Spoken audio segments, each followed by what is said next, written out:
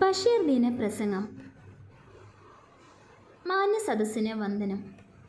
കഥകളെഴുതി സ്വയം കഥയായി മാറിയ മനുഷ്യൻ, അക്ഷരങ്ങളുടെ സുൽത്താൻ.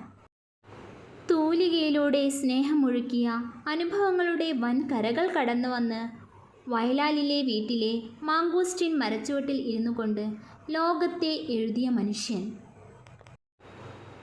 അതെ, ഇന്ന് ജൂലൈ 5, മലയാളത്തിൻ്റെ പ്രിയ സാഹിത്യകാരൻ ബഷീറിൻ്റെ ഓർമ്മദിനം.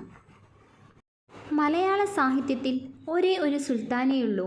ഭാഷയുടെയും വ്യാകരണത്തിൻ്റെയും വേലിക്കെട്ടുകൾ പൊളിച്ചെഴുതി മലയാള സാഹിത്യത്തെ സാധാരണക്കാരൻ്റെ ജീവിതത്തോട് ചേർത്ത് നിർത്തിയ ബേപ്പൂർ സുൽത്താൻ എന്ന വൈക്കം മുഹമ്മദ് ബഷീർ. സാധാരണക്കാരിൽ സാധാരണക്കാരനായ നാട്ടുമനുഷ്യൻ.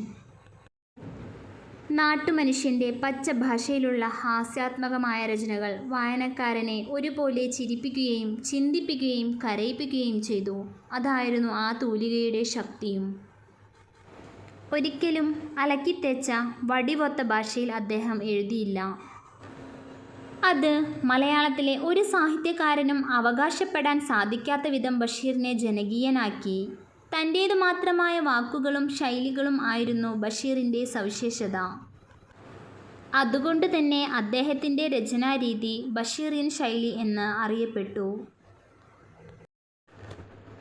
മതിലുകൾ, ബാല്യകാലസഖി, അനർഘനിമിഷങ്ങൾ, പാത്തുമ്മയുടെ ആട്, പ്രേമലേഖനം എന്നിവയാണ് ഈ അനശ്വര എഴുത്തുകാരൻ്റെ പ്രമുഖ കൃതികൾ. അദ്ദേഹത്തിൻ്റെ മാന്ത്രിക തൂലികയിൽ നിന്നും പിറവിയെടുത്ത ഓരോ കൃതികളും മലയാളികൾക്ക് എന്നും പ്രിയപ്പെട്ടതാണ്. ബഷീർ വിട പറഞ്ഞെങ്കിലും അദ്ദേഹത്തിൻ്റെ രചനകളെല്ലാം പുറത്തിറങ്ങിയ അതേ പുതുമയോടെ തന്നെ ഇന്നും വായിക്കപ്പെടുന്നു. കാരണം അവ ഓരോന്നും ഓരോ പാഠപുസ്തകങ്ങളാണ്.